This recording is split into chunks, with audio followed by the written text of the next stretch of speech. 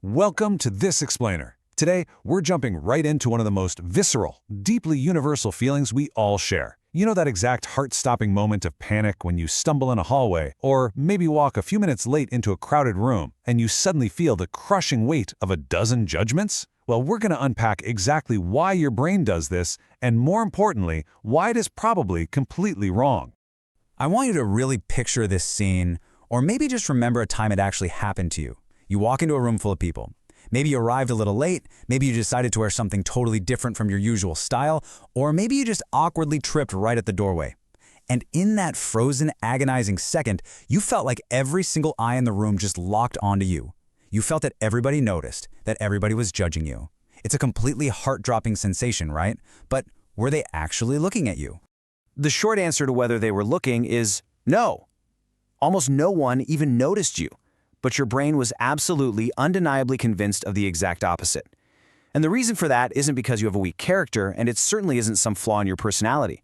It's actually a very ancient neural mechanism running in your head right now, behaving as if we all still lived in a prehistoric forest. Psychologists actually have a name for this. They call it the spotlight effect. It's this fascinating psychological phenomenon where we systematically overestimate how much attention other people are paying to us. It's literally hardwired into the structure of your brain, and it makes you feel like there's a blinding, theatrical spotlight tracking your every single move, just waiting to highlight every mistake you make for the whole world to see. What's incredibly cool is the data behind this. Back in the year 2000, Cornell University psychologist Thomas Gilovich wanted to test this exact feeling. So he asked a group of students to put on a highly noticeable, frankly embarrassing t-shirt and walk into a room where other students were already seated. Afterwards, he asked the folks wearing the shirts, "Hey, how many people do you think noticed your shirt?" And when you look at the breakdown of the data, the proportion of people they thought noticed was just massive compared to the tiny reality of actual observers. The gap between our perception and reality is just staggering. The expectation from those students was that roughly half the people in the room had noticed their embarrassing shirt. But the reality?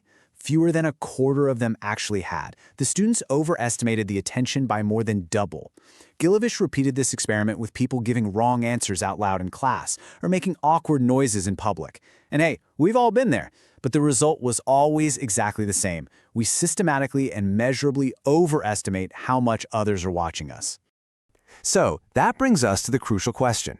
Why? Why in the world does the brain systematically overestimate this attention by more than double? Why do we have this glaring, stressful blind spot in our daily social interactions? Well, the answer begins in a pretty unexpected place, right inside your own head, with the very foundation of how you perceive reality. Psychologists call this foundational phenomenon the egocentric bias. Now, let's be super clear here. This is not selfishness in the moral sense. It definitely doesn't mean you're arrogant or vain. It is simply how the brain constructs a model of the world. The only starting point your brain has for understanding reality is your own perspective. Everything else is just a guess. So when you try to infer how much attention someone else is paying to you, your brain has to begin from yourself, and that naturally skews the result heavily toward exaggeration. Think about it like this. You live inside your own life. Every little mistake occupies this enormous space in your consciousness simply because it happened to you. But the person sitting next to you, they live inside their own head. They've got their own worries, their own embarrassments. Basically, everyone walks through life carrying their own personal spotlight aimed strictly at themselves, and they are so busy managing it that they rarely have the time or the energy to notice yours. But there's a much deeper layer beneath all of this. Over hundreds of thousands of years, our brains evolved this highly specialized social monitoring system. If we rewind back to around 300,000 BCE, in a super harsh environment, social exclusion literally meant death. If your tribe kicked you out, you lost your food, your protection, your survival. So your brain developed an exquisitely sensitive system just to track what others think of you. Fast forward to the present day, and a simple stumble in a hallway triggers that exact same ancient alarm. Your brain screams that everyone sees you because, at one point in human history, that feeling is exactly what saved your life. And, as if the spotlight effect wasn't enough to deal with, there's a whole secondary phenomenon that doubles this illusion. It's called the illusion of transparency. This is the completely false belief that your internal feelings are highly visible to everyone on the outside. We've all been there.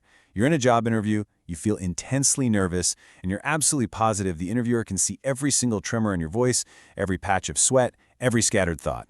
But the reality is, your internal state is largely invisible from the outside. Gilovich actually ran another brilliant experiment to test this. He asked people to conceal their emotional reactions while looking at some disturbing images, and then asked them to guess how many observers saw right through their poker face.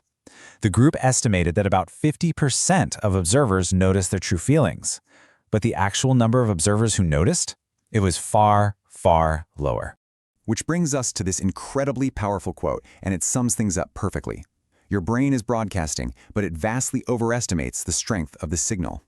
Your brain is constantly sending out these internal alarms about your anxiety or your embarrassment, and you feel that broadcast so intensely that you just naturally assume the signal is just as loud to everyone else in the room. But honestly, it simply isn't. Now, what is absolutely fascinating is what happens when we look at the physical machinery behind this, especially when chronic social anxiety hits. Neuroscientists have observed that people with severe social anxiety have an unusually elevated level of activity in a brain region called the amygdala. That's your brain's threat processing center. When this fires up, it treats a stranger's completely normal glance on the street like a literal physical threat. It triggers a faster heartbeat, muscular tension, and an immediate readiness to either flee or confront. It is so absolutely crucial to realize that social anxiety is not a weakness of character. If you experience this, it is not a flaw in who you are, period. It is simply a highly sensitive brain misreading an ordinary, everyday social interaction as though it were a state of emergency. It's just an outdated survival reflex firing at the wrong time. So this begs the question, if everyone is preoccupied with their own spotlight, is anyone actually watching you? Well, yes, people do notice you, but definitely not in the way you fear. They do not see your mistakes with the microscopic clarity that you do.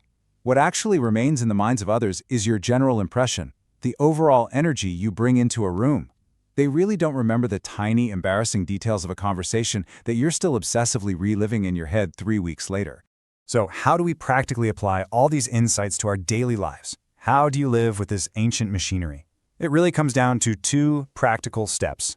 Step 1. Simply know that the spotlight effect exists. Just having that awareness alone reduces its intensity.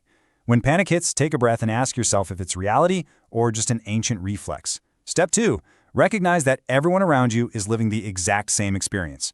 That person who looks completely self-assured across the room, I promise you, they are likely going home to fixate on an awkward sentence they said, fully convinced that everyone noticed. And understanding that shifts our entire concept of what it means to be confident.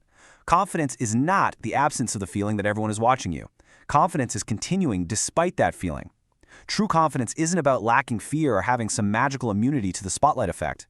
It's about taking action and moving forward even while that ancient machinery is loudly buzzing in your head. Ultimately, this complex machinery, the spotlight effect, the egocentric bias, the illusion of transparency, that highly sensitive amygdala, it is not your enemy. It was once exactly the thing that kept your ancestors alive. It protected them. The only problem today is that your brain just hasn't received the updated software patch for the modern world.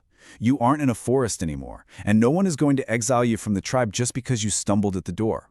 Your brain might still behave as though the threat is real, but now you actually know the truth behind the illusion. And just knowing that changes the entire dynamic. So I'll leave you with this final thought. You are no longer in the forest. The spotlight isn't nearly as bright as you think it is. So, armed with this knowledge, how will you step into the room now? Thanks so much for joining me on this explainer, and I really hope you take this newfound freedom straight into your next big moment.